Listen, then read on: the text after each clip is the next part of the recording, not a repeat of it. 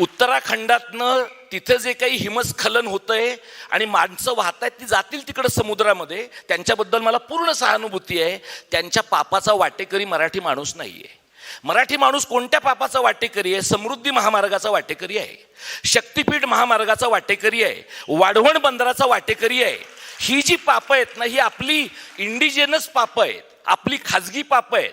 आपली जी समष्टी आहे ह्या आपल्या समष्टीची पापं आहेत.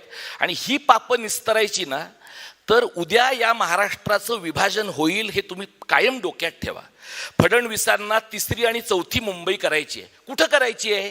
तुम्हाला अटल सेतूबद्दल मुंबईत न राहणाऱ्या लोकांना फार प्रेम आहे की 16 किलोमीटरचा पूल आहे. अटल सेतू संपतो तिथं अंबानीची 5000 एकरची प्रॉपर्टी कशी काय सुरू होते? म्हणजे आधी अंबानीची प्रॉपर्टी सुरू होते, मग अटल सेतू सुरू होतो.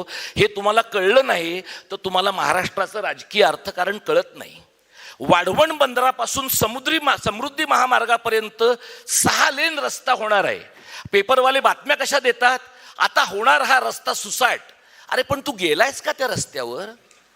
त्या रस्त्यावर ज्यांची घरं जाणार आहेत, त्या रस्त्यावर ज्यांची शेतं जाणार आहेत, त्यातल्या एका तरी माणसाशी तू बोललायस का?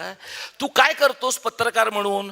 तू MMRDAच्या बातम्या कटपेस्ट करून तिथं वापरतोस, त्यांचं प्रेस रिलीज कटपेस्ट करून वापरतोस. कारण दिवाळीला गिफ्ट येतं ना MMRDAचं, दिवाळीला गिफ्ट येतं नगरविकास खात्याचं. तुमच्या नगरविकास खात्याच्या, गृहनिर्माण खात्याच्या, ऊर्जा विभागाच्या, MMRDAच्या आणि वॉर रूम चालवणाऱ्या मोपलवारकडनं येणाऱ्या तुम्हाला जर भेटी टाळता येणार नसतील तर तुम्ही स्वतःला मराठी आडनावाचे लोक समजण्याचं काही कारण नाही. हा जो लढा आहे ना, हा जीवन मरणाचा लढा आहे.